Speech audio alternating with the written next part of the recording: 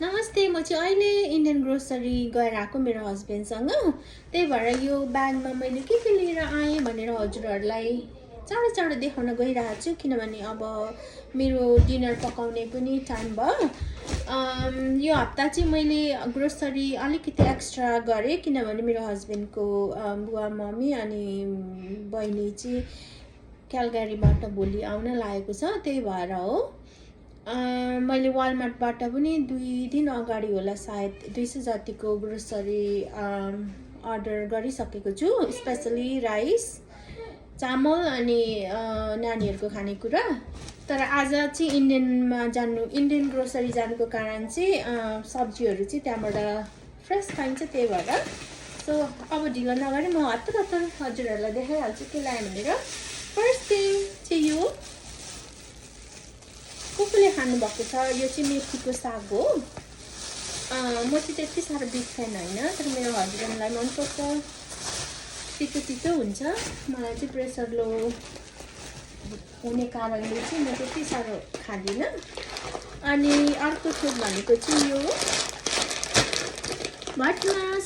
यो भटमास चाहिँ म जेमा पनि युज गर्छु, कहिलेकाहीँ साँधेर मेरो हस्बेन्डले खाने गर्नुहुन्छ, अनि फेरि किनेमा पनि बनाउँछु म होला। अर्को थोक भनेको चाहिँ मैले 2टा पार्लेजी बिस्कुट लिएको छु, किनभने हाम्रो सानो भान्जा चाहिँ फर्स्ट टाइम मामा घर आउन लाग्नु भएको छ, त्यही भएर भान्जाको लागि ल्याइदिएको। अनि 2टा यसलाई के भन्छ, लेमन। अनि यो चाहिँ मलाई पनि नेपालीमा के भन्छ भनेर थाहा भएन है।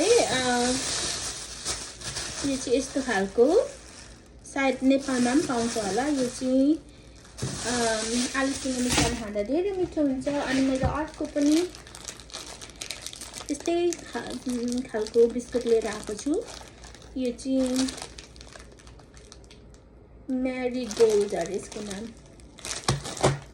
अनि अर्को चाहिँ मैले 2टा अम्बक।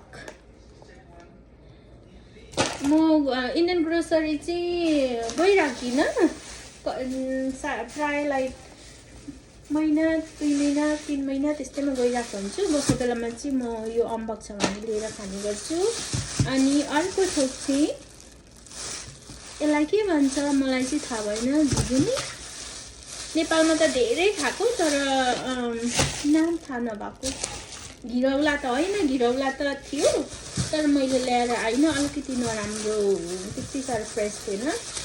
अनि सानो खालको बैगुन।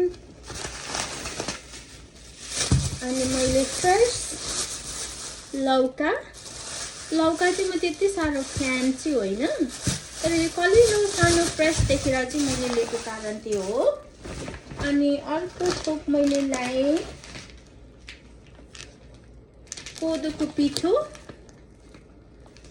कतिजनाले कोदोको पिठोको रोटी खानुहुन्छ, म चाहिँ धेरै खाने गर्छु। मैले युएस जाँदाखेरि धेरै लिएर आएको थिएँ, तर अब त सिद्धिनु सक्यो। अनि यो चाहिँ फापरको पिठो।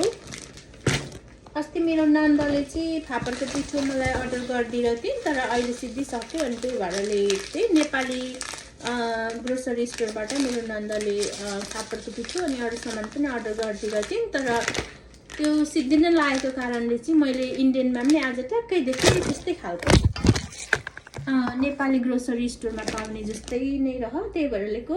अनि अर्को कुरा चाहिँ विनिपेगमा चाहिँ नेपाली ग्रोसरी स्टोर छैन नि त, त्यही भएर चाहिँ म इन्डियन ग्रोसरी स्टोरमा जाने गर्छु।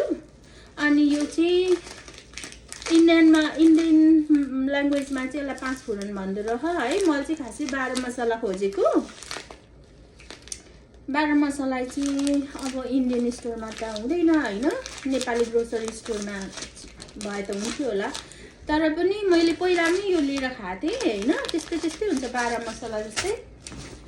अनि अर्को लास्ट चाहिँ मैले खसीको मासु लिएर आएको छु 1 केजी हड्डीसँगकै। यो चाहिँ स्पेसली मेरो छोरीहरूको लागि ल्याइदिएको, किनभने अरू बाबाआमाले त मासु खानु छोड्नु भयो भनेर भन्नुहुँदै थियो है, त्यही भएर सो मैले आज लिएको चाहिँ यति नै हो। थ्याङ्क यू तपाईँहरू हजुरहरू सबैजनालाई मेरो भिडियो हेरिदिनु भएकोमा। म यसरी नै हजुरहरूको साथ पाइराखेँ भने धेरै भिडियो अपलोड गर्दै जानेछु। अनि अर्कोचोटि भेटौँला।